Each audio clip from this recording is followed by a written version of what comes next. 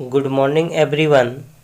मैं सुदर्शन कुमार आपका अपना चैनल SMITI जोन में फिर से एक बार आप लोगों का स्वागत करता हूं। आज के इस वीडियो में मैं आप लोगों को एकल फेज प्रेरण मोटर चैप्टर के कुछ वस्तुनिष्ठ प्रश्न के बारे में बताऊंगा, जो आपके आगामी UPPCL TG2 एग्ज़ाम के लिए काफ़ी हेल्पफुल होगा। साथ ही साथ वैसे विद्यार्थी जो एनुअल या सेमेस्टर की तैयारी कर रहे हों, उनके लिए भी काफ़ी हेल्पफुल होगा। तो चलिए, ये हम जो अरिहंत ये जो ऑब्जेक्टिव लिया गया है, ये अरिहंत बुक से लिया गया है और मेरा हर संभव प्रयास रहेगा कि अरिहंत बुक का कंप्लीट सॉल्यूशन करा दो। तो चलिए स्टार्ट कर रहे हैं। इससे पहले हम आपको 1 से लेकर के क्वेश्चन नंबर 18 तक बता चुके हैं। आज क्वेश्चन नंबर 19 से बता रहे हैं। तो चलिए, ये देखिए क्वेश्चन नंबर 19 में कहता है कॉइल वाइंडिंग मशीन में निम्न में से कौन सी मोटर प्रयुक्त की जाती है। देखिए कॉइल वाइंडिंग मशीन है, जो कॉइल वाइंडिंग मशीन है कह रहा है उनमें कौन सी मोटर प्रयुक्त की जाती है। तो कॉइल वाइंडिंग मशीन में जो मोटर प्रयुक्त होता है, जो मोटर प्रयोग किया जाता है, वो कैपेसिटर स्टार्ट मोटर होता है। कैपेसिटर स्टार्ट मोटर होता है, जो ऑप्शन नंबर डी सही है। 20 नंबर क्वेश्चन को समझिए। कहता है कैपेसिटर स्टार्ट इंडक्शन मोटर का starting torque. Capacitor start induction motor का स्टार्टिंग टॉर्क क्या होता है। तो देखिए कैपेसिटर स्टार्ट इंडक्शन मोटर का स्टार्टिंग टॉर्क क्या होता है, कम होता है, जो ऑप्शन नंबर बी आपका सही है। 21 नंबर क्वेश्चन को समझिए। कहता है कैपेसिटर स्टार्ट मोटर की स्टार्टिंग वाइंडिंग में स्प्लिट फेज मोटर की अपेक्षा टर्न की संख्या। देखिए कैपेसिटर स्टार्ट मोटर की स्टार्टिंग वाइंडिंग में स्प्लिट फेज मोटर की अपेक्षा जो टर्न की संख्या जो हम लोग रखते हैं, कैपेसिटर स्टार्ट मोटर की स्टार्टिंग वाइंडिंग में स्प्लिट फेज मोटर की अपेक्षा टर्न की संख्या अधिक होती है, जो ऑप्शन नंबर बी सही है।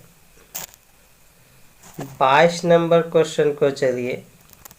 22 नंबर क्वेश्चन में कह रहा है कि एक चित्र है, चित्र में किस प्रकार का एकल फेज प्रेरण मोटर दर्शाया गया है। तो ये आपको बताना है कि ये किस प्रकार का एकल फेज प्रेरण मोटर है।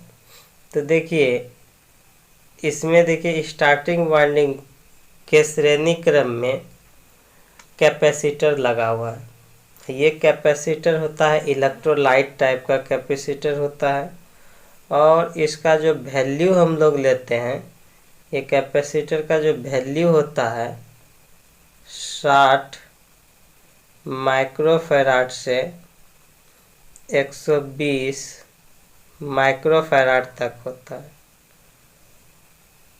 ठीक है, और इसको कैपेसिटर को हम लोग स्टार्टिंग वाइंडिंग के श्रेणी क्रम में लगाते हैं। तो इसका काम है कैपेसिटर का स्टार्टिंग टॉर्क को बढ़ाना, साथ ही साथ ये पावर फैक्टर में भी सुधार करता है। दो काम है। तो यहाँ 60 से 120 माइक्रोफैराड का कैपेसिटर लेते हैं, और ये इलेक्ट्रोलाइट टाइप का होता है। तो देखिए ये जो कैपेसिटर इंडक्शन मोटर है, यही इसका जो है फिगर है, जो ये 22 नंबर में जो देख रहे हैं, ये B number capacitor induction motor है। ठीक है, जो ये बी नंबर आपका सही है। हमेशा यहाँ पे क्या करते हैं, एक कैपेसिटर रहेगा और उसको स्टार्टिंग वाइंडिंग के श्रेणी क्रम में जोड़ते हैं। कैपेसिटर का काम अगर पूछेगा तो कैपेसिटर का काम है स्टार्टिंग टॉर्क प्रदान करना, साथ ही साथ पावर फैक्टर में सुधार भी करता है। चलिए 23 नंबर क्वेश्चन को समझिए। 23 नंबर क्वेश्चन में कह रहा है कि यदि आपूर्ति वोल्टेज को निर्धारित मान से कम कर दिया जाए, आपूर्ति वोल्टेज को निर्धारित मान से कम कर दिया जाए तो अस्थायी कैपेसिटर मोटर की घूर्णन गति, तो अस्थायी कैपेसिटर मोटर की घूर्णन गति क्या हो जाएगा। तो अस्थायी कैपेसिटर का जो होता है घूर्णन गति वो भी मेरा घट जाएगा, जो ऑप्शन नंबर बी सही है। 24 नंबर क्वेश्चन को समझिए। 24 नंबर क्वेश्चन में कह रहा है सिंगल फेज मोटर की सुरक्षा के लिए फ्यूज का निर्धारण डैश के 3 गुने के बराबर होना चाहिए। देखिए सिंगल फेज मोटर की सुरक्षा के लिए फ्यूज का जो निर्धारण हम लोग करते हैं वो चालू करने वाली, वो जो हम लोग निर्धारण करते हैं वो करते हैं फुल लोड धारा पे। तो ये फुल लोड धारा के 3 गुने के बराबर होना चाहिए। सिंगल फेज मोटर की सुरक्षा के लिए जो फ्यूज का जो निर्धारण होता है ना, तो वो हम लोग फुल लोड धारा के 3 गुने के बराबर होना चाहिए, जो ऑप्शन नंबर डी आपका सही है।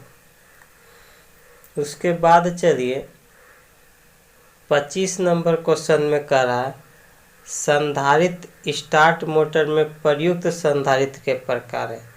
अभी जस्ट बताए थे कि संधारित्र स्टार्ट मोटर में प्रयुक्त संधारित्र का जो प्रकार होता है वो होता है विद्युत अपघटनीय संधारित्र। वो होता है आपका विद्युत अपघटनीय संधारित्र, जिसको हम लोग कहते हैं इलेक्ट्रोलाइटिक कैपेसिटर, जो ऑप्शन नंबर ए सही है। उसके बाद चलिए 26 नंबर क्वेश्चन में कह रहा है किसी अस्थायी संधारित्र मोटर द्वारा सप्लाई ली गई धारा डैश होगी।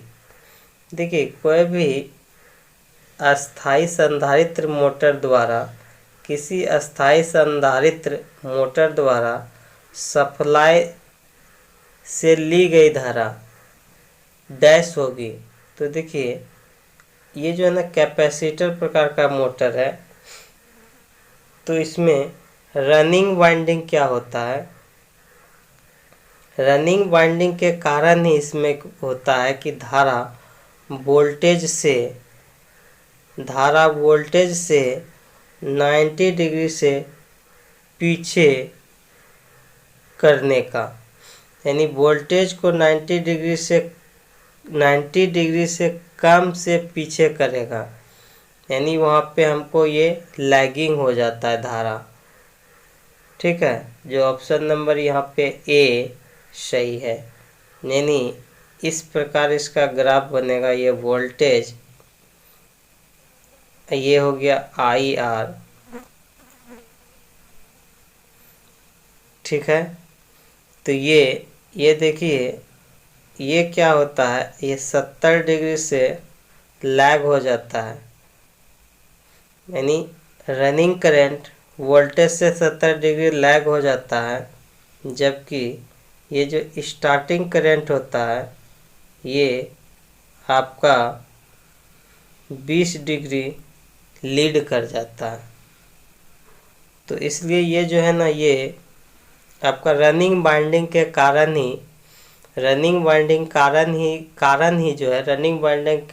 ही जो धारा होता है वो वोल्टेज को 90 डिग्री से कम से पीछे करेगा। ठीक है, 90 डिग्री से कम से पीछे करता है, जो ऑप्शन नंबर 1 सही है।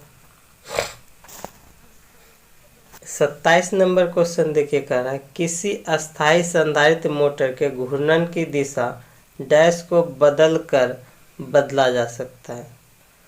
चाहे आपका किसी प्रकार का संधारित्र मोटर हो, चाहे अस्थाई हो या capacitor start capacitor run motor हो या संधारित्र मोटर हो, तो अगर उसकी घूर्णन की दिशा को बदलना है तो या तो हम स्टार्टिंग वाइंडिंग के सिरों को बदल करके या रनिंग वाइंडिंग के सिरों को बदल सकते हैं उसकी घूर्णन दिशा, किसी एक को बदल करके। तो यहाँ हम क्या ऑप्शन नंबर में बी में जो दिया है, सहायक वाइंडिंग के सिरों को बदला जा सकता है, जो ऑप्शन नंबर बी सही है। 28 नंबर क्वेश्चन को देखिए क्या कहता है single phase capacitor start induction motor से चालित मशीन का इस्तेमाल आर्द्र चक्की में होता है। आप कैपेसिटर को आर्द्र चक्की मोटर से कैसे समर्पित करेंगे? देखिए, single phase capacitor start induction motor है, तो कह रहा है कि आप कैपेसिटर को आर्द्र चक्की मोटर से कैसे समर्पित करेंगे, यानी कैसे आप उसको जोड़ेंगे। तो देखिए, हमेशा आपको बता दिए कि ये single phase capacitor induction motor है। इसमें कैपेसिटर हमेशा हम लोग स्टार्टिंग वाइंडिंग के सीरीज में लगाते हैं, तो यही करेंगे हम। कैपेसिटर को स्टार्टिंग वाइंडिंग से श्रेणी में हम लोग क्या करेंगे, समर्पित करेंगे, यानी जोड़ेंगे, जो ऑप्शन नंबर ए सही है। 29 नंबर क्वेश्चन को समझिए, कहता है किसी कैपेसिटर स्टार्ट इंडक्शन चालित मोटर में कैपेसिटर का प्रयोग डैश के लिए। देखिए, किसी कैपेसिटर स्टार्ट इंडक्शन चालित मोटर में कैपेसिटर का आखिर प्रयोग क्यों करते हैं? तो कोई भी कैपेसिटर स्टार्ट इंडक्शन चालित मोटर में कैपेसिटर का प्रयोग हम लोग करते हैं, एक स्टार्टिंग वाइंडिंग स्टार्टिंग टॉर्क को बढ़ाने के लिए, और साथ ही साथ उसमें पावर फैक्टर में भी सुधार करता है वो कैपेसिटर। तो कैपेसिटर का जो हम लोग प्रयोग करते हैं पावर फैक्टर यानी पावर गुणांक को बढ़ाने के लिए, जो ऑप्शन नंबर सी सही है कि पावर फैक्टर को बढ़ाने के लिए हम लोग करते हैं। 30 नंबर क्वेश्चन समझिए। 30 नंबर क्वेश्चन में कह रहा है कि फुल लोड पर उच्चतम पावर फैक्टर वाले सिंगल फेज प्रेरण मोटर का प्रकार होता है।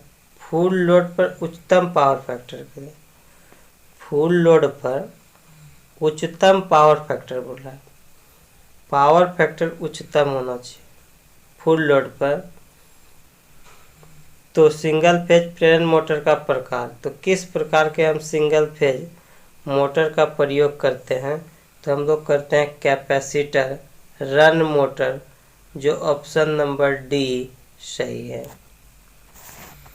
31 नंबर क्वेश्चन को समझिए, कहता है कैपेसिटर स्टार्ट मोटर में यदि कैपेसिटर के स्थान पर समान मान का एक प्रेरक तो लगा दिया जाए तब मोटर क्या होगा? देखिए, कैपेसिटर स्टार्ट मोटर में यदि कैपेसिटर के स्थान पे जहाँ कैपेसिटर लगा हुआ है, अगर हम उसके स्थान पर उतने ही वैल्यू का प्रेरक तो लगा देंगे तो मोटर क्या होगा? तो मोटर मेरा क्या होगा? चालू नहीं होगा। 31 नंबर का ऑप्शन नंबर ए सही होगा कि तब हम जो है ना, अगर कैपेसिटर को रिप्लेस कर देंगे, रिप्लेस करके उसके प्लेस पे हम प्रेरक तो लगा देंगे, तो वो मोटर चालू नहीं होगा, तब मोटर चालू नहीं होगा, जो ऑप्शन नंबर ए सही है। वही कैपेसिटर के स्थान पे हम अगर रेसिस्टेंस लगा देंगे तब चालू हो जाएगा। उसके बाद चलिए 32 number question, capacitor start motor की घूर्णन की दिशा परिवर्तन करने से पहले, देखिए कैपेसिटर स्टार्ट मोटर की घूर्णन की दिशा परिवर्तन करने से पहले हमको क्या करना चाहिए। देखिए घूर्णन की दिशा परिवर्तन कर रहे हैं, परिवर्तन करने से पहले हमको क्या करना चाहिए कि स्टार्टिंग वाइंडिंग लाइन से संयोजित कर देनी चाहिए। स्टार्ट करने से पहले उसका घूर्णन दिशा परिवर्तन करने से पहले हमको स्टार्टिंग वाइंडिंग लाइन से संयोजित कर देनी चाहिए, जो ऑप्शन नंबर सी सही है 32 का।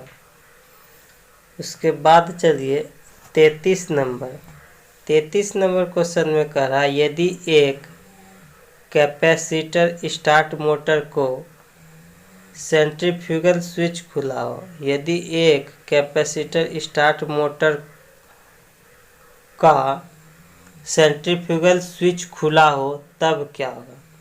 यदि सेंट्रीफ्यूगल स्विच खुला हुआ रहेगा कैपेसिटर स्टार्ट मोटर का, तो वो क्या करेगा, कैपेसिटर नष्ट हो जाएगा।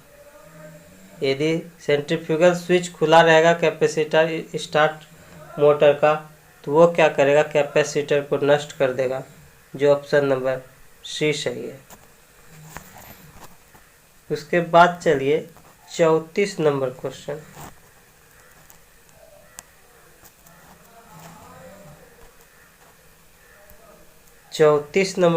को देखिए, निम्न परिपथ को पहचानिए।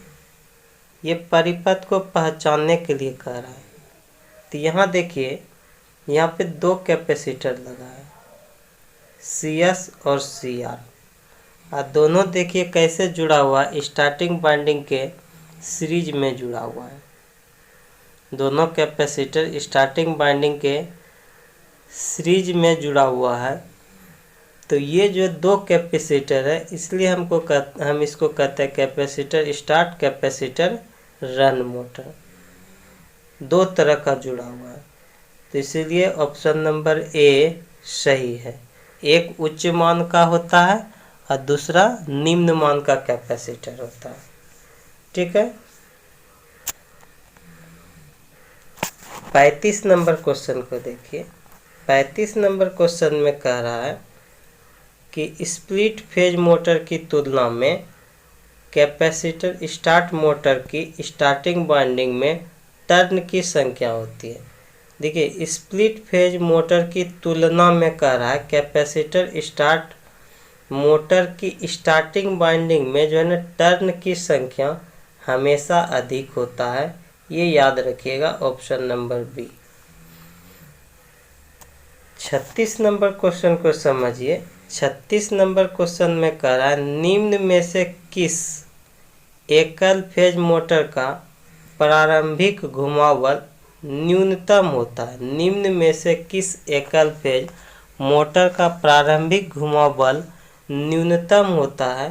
तो देखिए सबसे न्यूनतम की बात की जा रही है कि न्यूनतम इस चारों में से किसका न्यूनतम होता है।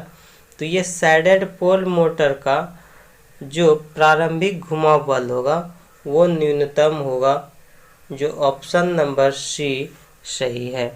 तो चलिए आज का सेशन यहीं पे समाप्त करते हैं। यदि आप लोगों को आज का सेशन पसंद आया हो तो दिल से लाइक करें, शेयर करें। यदि हमारे चैनल पे नए हैं तो चैनल को सब्सक्राइब करें, वो बेल आइकॉन को प्रेस करें ताकि आप लोग को करंट नोटिफिकेशन मिलते रहे। मिलते हैं next day. Thank you class.